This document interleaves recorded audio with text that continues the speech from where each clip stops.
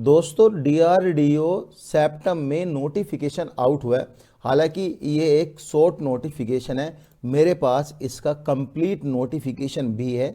कुछ डिटेल्स हम इस नोटिफिकेशन से भी लेंगे क्योंकि ये 2022 का नोटिफिकेशन है और लेटेस्ट नोटिफिकेशन जो शॉर्ट नोटिस आउट हुआ है वह नोटिस है। यह डीआरडीओ सेप्टम की तरफ से आउट हुआ है, जिसमें टोटल पोस्ट 764 है। इसमें दो तरह की पोस्ट आई है। पहली सीनियर टेक्निकल असिस्टेंट की 561 पोस्ट है एंड दूसरी टेक्नीशियन ए के लिए 203 पोस्ट है। दोनों के लिए आपकी उम्र जो है 18 से 28 साल के बीच होनी चाहिए। सैलरी का लेवल सीनियर के लिए लेवल 6 की सैलरी रहेगी, एज पर 7 CPC रहेगी, और टेक्नीशियन के लिए लेवल 2 की सैलरी रहेगी। इसका फॉर्म का लिंक जो है 9 दिसंबर 2025 को इनकी वेबसाइट पर मिल जाएगा, वहां से आप अप्लाई कर सकते हैं। हालांकि ये एक शॉर्ट नोटिस है, इसमें कंप्लीट डिटेल नहीं आई है और यह vacancies defence research and development organisation DRDO ministry of defence government के अंडर में आती है, जिसमें आपकी जॉब परमानेंट रहेगी। ये 2022 का नोटिफिकेशन है। इसमें एग्ज़ाम सेंटर आप यहाँ पे देख सकते हो 1 से लेके 39 तक यहाँ पे एग्ज़ाम सेंटर रखे गए हैं। ऑलमोस्ट सभी सिटी में इसके एग्ज़ाम सेंटर है, जो कि सब बड़ी बड़ी सिटीज़ है यहाँ पे। और गाइज इसमें अब क्वालिफिकेशन के बारे में बात करते हैं, क्योंकि यहाँ पे क्वालिफिकेशन नहीं दिया है और स्टूडेंट का डाउट होगा कि इसका क्वालिफिकेशन क्या है। इसको हम भूल जाते हैं क्योंकि ये डेट तो पुरानी हो गई, क्योंकि 2022 का नोटिफिकेशन है। अब यहाँ पे पे लेवल मैंने आपको ऊपर बता दिया किसमें कितना पे लेवल है। अब यहाँ पे जो है सीनियर टेक्निकल असिस्टेंट बी के लिए जो STA है, बी के लिए उसमें क्वालिफिकेशन देख लो। देखो BSc डिग्री एग्रीकल्चर या फिर एग्रीकल्चरल साइंस से आपका होना चाहिए। Diploma automobile engineering mechanical engineering से होना चाहिए। BSc डिग्री बॉटनी से आपका होना चाहिए। डिप्लोमा केमिकल इंजीनियरिंग से होना चाहिए या फिर केमिस्ट्री केमिकल साइंस से होना चाहिए। ये आपकी BSc डिग्री है केमिस्ट्री के लिए। सिविल इंजीनियरिंग के लिए सिविल की डिग्री या डिप्लोमा होना चाहिए। इवन कंप्यूटर साइंस के लिए BSc कंप्यूटर साइंस। तो BSc डिप्लोमा वाले यहाँ पे दिए हुए हैं सभी में। यहाँ पे जिस फील्ड में जो रिक्रूटमेंट आएगी, जैसे कि इंस्ट्रूमेंटेशन में है, यहाँ पे BSc मांगा है, BSc इन इंस्ट्रूमेंटेशन में आपका होना चाहिए, और डिप्लोमा या फिर डिप्लोमा आपका इंस्ट्रूमेंटेशन में होना चाहिए। लाइब्रेरी साइंस में BSc आपका लाइब्रेरी साइंस और 1 ईयर का डिप्लोमा, और BSc या फिर आपने नॉर्मल साइंस से की है तो जब भी आप इसमें अप्लाई कर सकते हो। मैथमेटिक्स में BSc मैथमेटिक्स से होना चाहिए, और कैंडिडेट और PCM वाले भी इसमें एंट्री कर सकते हो। वो तो PCM ही होता है BSc में।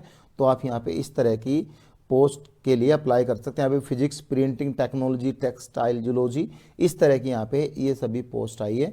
और ये सभी पोस्ट इस तरह की 561 पोस्ट है यहाँ पे पुरानी जो नया नोटिफिकेशन है उसके अकॉर्डिंग। अब टेक्नीशियन ए के लिए जो क्वालिफिकेशन है उसमें 10वीं पास होना चाहिए या फिर इक्विवेलेंट ऑटोमोबाइल के लिए, और सर्टिफिकेट होना चाहिए। अब टेक्नीशियन के लिए सभी में 10वीं पास मांगा है, लेकिन यहाँ पे ITI भी सेम फील्ड में होना चाहिए। सपोज कोपा है, कोपा में आपका कंप्यूटर ऑपरेटर प्रोग्रामिंग असिस्टेंट का ट्रेड का सर्टिफिकेट होना चाहिए। CNC ऑपरेटर है, CNC का आपके पास ITI का सर्टिफिकेट होना चाहिए। कारपेंटर का है तो कारपेंटर का सर्टिफिकेट, तो उससे रिलेटेड सर्टिफिकेट। तो इस तरह से आपका सर्टिफिकेट, मैकेनिस्ट है तो मैकेनिस्ट में आपका ITI का सर्टिफिकेट है। यानी कि अगर आप टेक्नीशियन के लिए फॉर्म फिल करोगे, जिस ट्रेड में टेक्नीशियन की पोस्ट आई है उस ट्रेड से रिलेटेड आपका क्वालिफिकेशन आपका 10वीं कम से कम होना चाहिए। उसके ऊपर आपने 12वीं के बाद भी स्टूडेंट जो है ITI करता है तो उसमें आपका सर्टिफिकेट होना चाहिए ITI का। बाकी अगर आप सीनियर टेक्निकल के लिए अप्लाई करोगे तो उसमें डिप्लोमा डिग्री होना जरूरी है।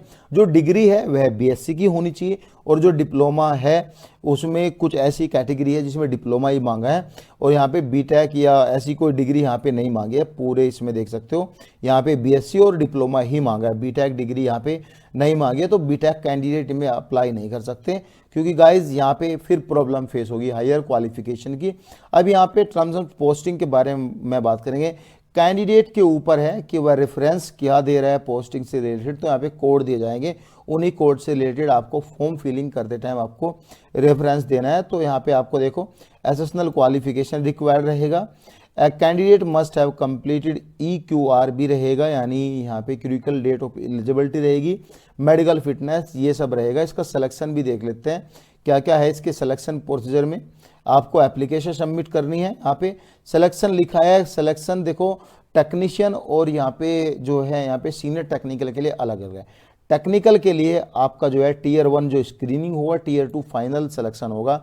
अब यहाँ पे ये जो है ये आपका ये सीनियर टेक्निकल के लिए सीबीटी एग्जाम होगा जो कि आपका स्क्रीनिंग होगा, जो कि नॉर्मल एग्जाम होगा। नॉर्मल एग्जाम जो सभी कम्पिटिटिव एग्जाम में आते हैं, चाहे रीजनिंग, मैथ, जनरल नॉलेज, ये current affair, English language, general science से रिलेटेड 120 क्वेश्चन आएंगे। 120 नंबर का एग्जाम, 90 मिनट का टाइम दिया जाएगा।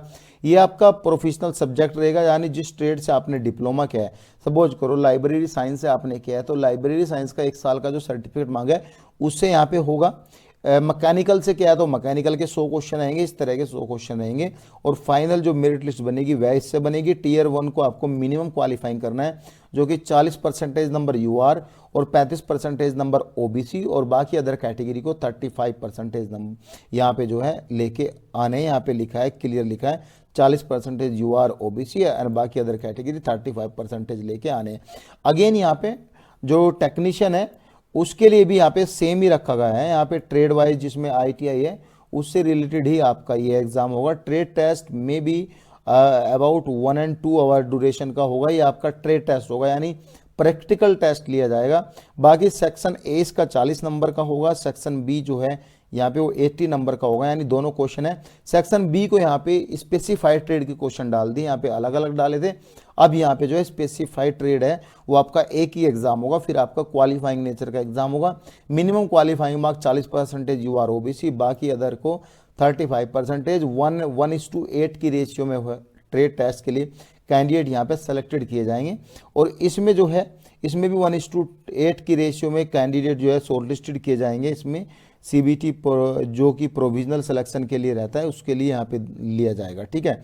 इसमें भी सेम क्वालिफाइंग मार्क्स रखे गए हैं। सो गाइज ये है डिटेल। जब इसकी एप्लीकेशन फॉर्म की डेट इवन फुल नोटिफिकेशन आ जाएगा तो टेलीग्राम पे आपको इंटीमेशन मिल जाएगा। Thank you so much guys.